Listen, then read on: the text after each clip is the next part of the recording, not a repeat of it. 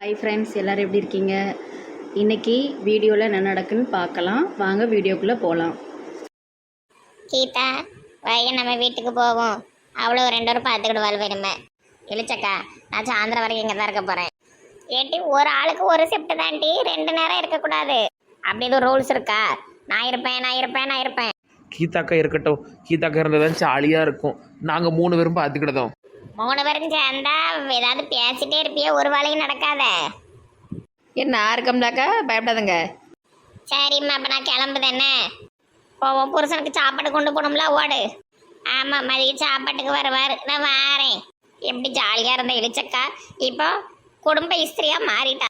கல்யாணம் ஆனது குடும்ப ஸ்திரியாக மாறணும்னு எதுவும் அவசியமா? நம்மலாம் இருக்கலையா ஜாலியா? இந்த அக்கா மட்டும் இப்படி கிளவி மாதிரி பண்ணிட்டு கிடக்கு. ஏன் லூசுவலா? இழிச்சக்காளுக்கு பெரிய பிள்ளை இருக்கா, அவளே இப்போ குழந்தை பிக்க போகிறா. இழிச்சக்கா பாட்டி ஆக போகிறா. உங்கள் கூட சேர்ந்துக்கிட்டு மெண்டல் மாதிரி அலைய முடியுமா? இழிச்சக்காவையாவது கூட விட்டுறலாம், அவங்களாவது கொஞ்சம் வயசில் மூத்த ஆள். இந்த சான்ஸ் ராணில இப்படி ஆயிட்டா, கிளவி தோத்துருவா. அந்த அளவுக்கு ஆயிட்டாமா சை. நீ இப்போ குரங்கு மாதிரி உட்காந்துக்கிட்டு இருக்க, அதை போய் ஜூஸை போடுப்போ. ஆமாம், யாருக்கு போட? இந்த ஸ்கூல் முடிஞ்சு பிள்ளைகளோ வரும்னு பார்த்தா ஒன்றுத்தையும் காணும். வந்ததுன்னா கீதாக்கா 4 பிள்ளைகளை பிடிச்சி உள்ளே பிடிச்சி போட்டுருங்க. ஆமாம், ஜூஸ் குடித்தாதான் வீட்டுக்கு விடுவோன்றங்க. கதறி அழுதுட்டு குடிச்சிட்டு ஓடட்டும். மெண்டல் மாதிரி பண்ணிட்டு இருக்காதுங்கிட்டே பாலிசி பிடிச்சிரும். சின்ன சின்ன பிள்ளைகளெல்லாம் ஈஸியாக நான் அட்ராக்ட் பண்ணிடுவேன். இது அது இருக்குது இது இருக்குன்னு சொன்னாலே வந்துடுவோம். பார்ப்போம் உங்கள் வியாபார தந்திரத்தை. காலேஜ் பிள்ளை வரா. ஓட்டி ஓட்டி ஏட்டி ஏட்டி, என்னையா கூப்பிட்டீங்க? ஒன்னதான் பட்டி. எந்த காலேஜ்? ABCD college. ஏபிசிடி காலேஜில் படிக்கிறவங்களாம் அங்கே ஜூஸ் குடிச்சிட்டு தான் போகணும். உள்ளவா? இல்லை, எனக்கு த்ரோட் பெயின். வா, லேசாக தொண்டையில் உப்பை வச்சு அமுக்குதான் சரியாயிரும். எங்க இருக்கு கூப்பிட்டுட்டு இருக்க? நீ என்ன பெய்கிட்டு இருக்க? நெல்லு, உன் பேர் என்ன? வண்டியை கொஞ்சம் நிறுத்து. என்ன பண்றீங்க ஆன்ட்டி? ஆன்ட்டி மாதிரியா இருக்க. உன்னை விட நான் தான் சூப்பரா இருக்கேன், காலேஜ் பிள்ளை மாதிரி. ஆன்ட்டி தோண்டினா பல்ல பாத்துருவா. ஜூஸ் குடிச்சிட்டு போ மரியாதையா. 2 புக்கு இருக்கு, வாங்கிட்டு போ. புக்கு எனக்கு வேண்டாம். நில்லுட்டி நில்லு. மண்டையை பிடிச்சி இழுக்காதீங்க.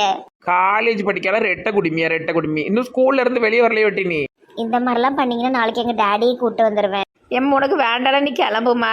கடை தொடர்ந்து 2 நாளுக்குள்ள அப்படி சீல் வச்சு விட்றாத. சாந்திராணி, உனக்கு பொழைக்க தெரியல. அவளை பிடிச்சி ஜூஸ் குடிக்க வை. எங்க அவ வேண்டாங்கல்ல, விடுங்காட்டி. கரு ஆளு ஒரு மாதிரி கண்ணாடி போட்டு சோடா பிட்டி மாதிரி இருக்க. கண்ணை வஞ்சிட்டு நினைக்க. நல்ல ஜூஸை குடி, கேரட் ஜூஸ் போட்டு தரேன். கண்ணுல நல்லா பிரைட் ஆயிரும். சரியா? சரி. நம்மள மாதிரி இப்படி பேசி வச்சு ஆளுல கவரணும். ஒரு காசுக்கு ஆமாட்டத்தை சான்ஸ் ராணி மோதேவி. ஆமா, ராவடித்தனம் பண்ணி ஆள்களை சேரு. இந்தாட்டி குடி. ஒரு சாடைக்கு என் பழைய ஃப்ரெண்டு சில்பா மாதிரியே இருக்க. நல்ல குடி, உறிஞ்சி குடி, சூப்பரா இருக்கும். நல்லா இருக்கு ஆன்ட்டி. காலை வச்சு ஒரு எத்திடுவேன் ஆன்ட்டினா. ஜூஸ் எவ்வளோக்கா? 60 ரூபா. கேரட் ஜூஸ் 60 ரூபாயா? 100 ரூபா சொல்லிட்டா? 100 ரூபா தா. இல்லை 60 ரூபாயே தந்துடுறேன், ஜிபே பண்ணிடுறேன். சர்வீஸ் பண்ணியிருக்கேன், உனக்கு நல்லா அரைச்சி எடுத்து கொடுத்துருக்கேன். அதுக்கு ஏதாவது ஒரு 10 ரூபா சேர்த்து போடு. இல்லைக்கா, நான் 60 தான் தருவேன். இங்கே புக் செக்ஷன் என்னுடையது. வந்ததுக்கு ஏதாவது ஒரு புக்கை வாங்கிட்டு போ, வீட்டில் போய் உட்காந்து கலர் பண்ணு. நான் காலேஜ் படிக்க கலர்லாம் அடிக்க மாட்டேன். ஆமாம், காலேஜ் படித்தா 2 கொம்பா.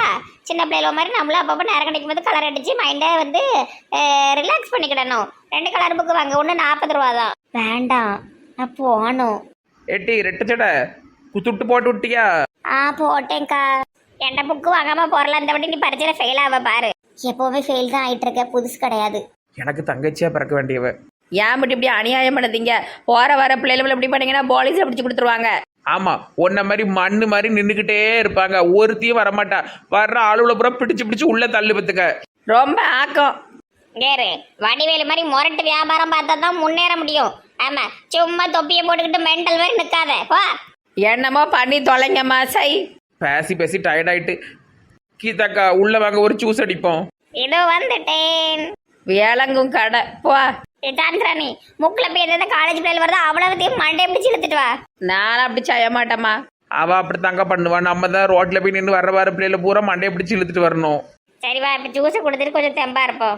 இவ்வளோ விட்ட மாட்டிக்கிட்டு என்னதான் செய்யணும் எனக்கே தெரிலப்பா. இப்படி ஒரு கஸ்டமராக வந்தால் விளங்காதுக்கா. ஒரு 5-10ன்னு பிடிச்சி உள்ளே போடணும். நல்லா பார்த்துக்கிட்டுங்க. ஒரு போர்டு வைக்கணும், ஆஃபர் 100 ஜூஸ் 50 ரூபா, அப்படி ஆஃபர் போட்டால் தான் முடியும் பார்த்துக்கிட்டுங்க. ஓகே ஓகே, நாளைக்கு போட்டுருவோம்.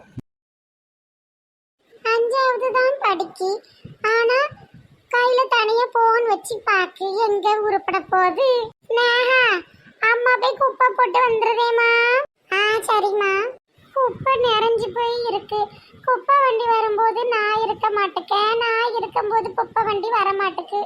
அதுக்குன்னு வீட்டை நாசம் பண்ண விட முடியுமா? வீடெல்லாம் ஒரே நாத்தம். போற வழியில ஒவ்வொரு வீட்டுலையும் கொஞ்சம் கொஞ்சம் போட்டு விட்டு பெயர வேண்டியதான். நேரா அம்மா வர நேராவும் குளிச்சிரு. போன் பார்த்துட்டு மெண்டல் ஆயிராதம்மா. எப்ப மெத்தையில போய் படுத்துட்டே பார்க்கணும். விமலா வீட்டு முன்னாடி யாரையும் காணோம். இங்க கொஞ்சம் குப்பைய கொட்டி விட்டுருவோம். இப்படி கொஞ்சம் கொஞ்சமா கூட்டினாதானே குப்பை காலியாகும். விமலா பாப்பா ஐயோ காத்துல வந்திருக்குன்ட்டு போயிருவா. என்ன செய்ய, நம்ம வீட்டு குப்பை வெளியேறணும்னா அடுத்த வீட்டை குப்பையா தான் ஆக்கணும். அதுதான் அவங்க தலையெழுத்து. அட கடவுளே, இது யாரு வேலை? சரி, வீட்டுக்கு முந்திக்கு இப்படி குப்பை எள்ளி போட்டு போயிருக்கோல, கையிலலாம் புழு வந்து சாவதுக்கு. கன்றாவி, இப்படி பண்ணுவோலாமா ஆளுவோ? சரி, இது உட்காந்து அள்ளி போடணும். மூச்செல்லாம் முட்டுதப்பா. போய் பிஞ்ச விளக்கு மாற எடுத்துட்டு வருவோம். அடுத்ததாக நான் வந்திருப்பது கீதா வீட்டு முன்னால். யாருக்கு போடுதனோ இல்லையோ, இவளுக்கு நிறைய குப்பை போடணும். ஓவர் வாயி, மனத்துல ஏதோ பெரிய அழகி நினப்பு. கிளட்டு மோதேவி, இவ வீட்டுக்கு முந்தி நல்ல பரப்பி விடணும். நல்லா இன்னைக்கு பூரா உட்காந்து பெருக்கட்டும். இவ மாமியார்ட்ட நல்ல ஏச்சி வாங்குவா.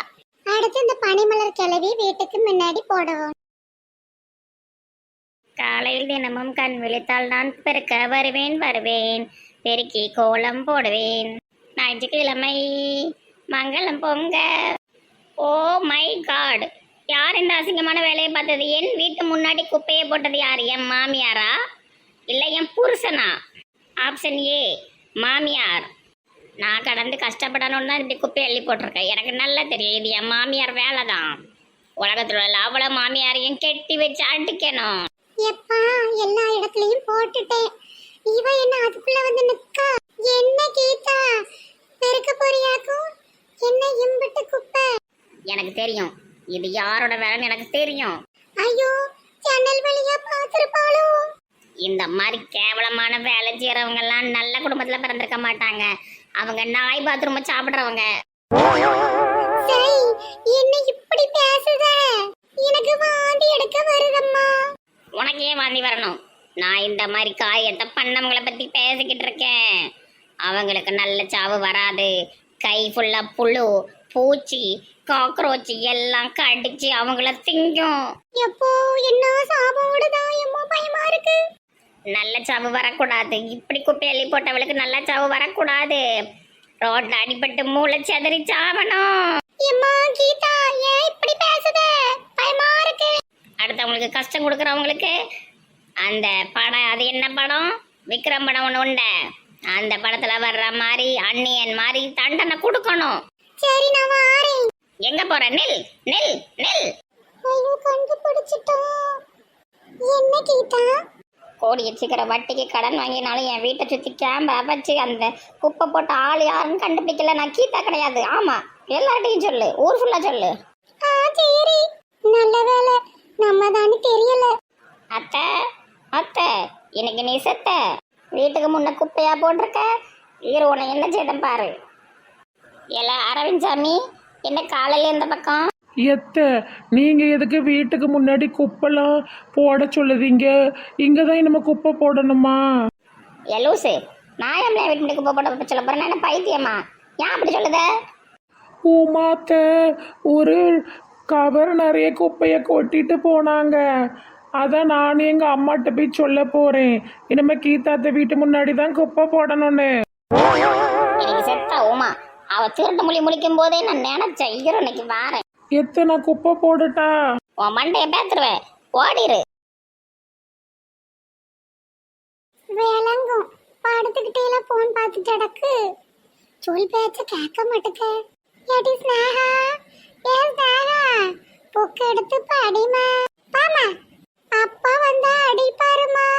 பாமா. இது முட்டை தான் வாங்கிட்டு வர போகுது போ. எனக்கு செத்தட்டி அவ்வளவு குப்பையும் கையில கொண்டு வந்திருக்கேன்.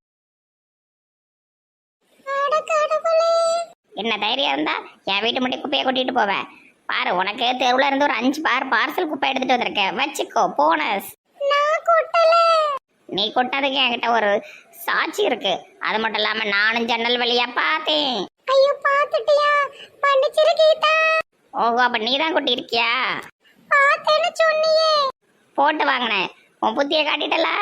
இனிமேல் நீ எங்க கிட்ட வந்து பேசுனா உன் மண்டைய வெட்டிடுவேன் பத்துக்க. பேதியில போறவ எக்ஸ்ட்ரா குப்பையெல்லாம் கொண்டு போட்டுட்டா. கீதானா கொக்கா. ஏய், ஐ ஹேட் யூ. ஏதோ இங்கிலீஷ்ல திட்டிட்டு போறா. இவ்வளவு நடந்திருக்கு. எங்க வீட்ல ஒண்ணு எதுவுமே தெரியாதது மாதிரி போன் பார்த்துக்கிட்டே இருக்கு.